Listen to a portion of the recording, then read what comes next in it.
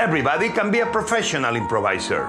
They say that chefs have a natural talent for improvising in the kitchen. However, everyone can be professionals at a little of this, a little of that, and make a delicious meal. When friends arrive by surprise at your house, and you host a party using just what's in your pantry. The world is full of possibilities for improvisation, people. Because you only need two things to improvise in the kitchen: imagination and, of course, the right ingredients, like olives. With just a touch of olives, you are already finished. A simple tapa, a delicious appetizer, pizza with a twist, a salad that fits a crowd, an amazing sandwich, some skewers. That's improvisation. A little bit of oil.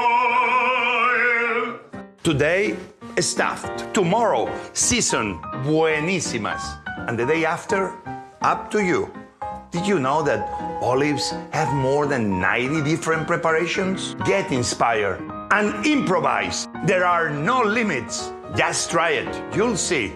How about you improvise a quick snack right now, Jose? We're really hungry. Yes, I was waiting for that. We go. A tasty message from Europe. Have an inspirational day. Have an olive day. Campaign financed with aid from the European Union.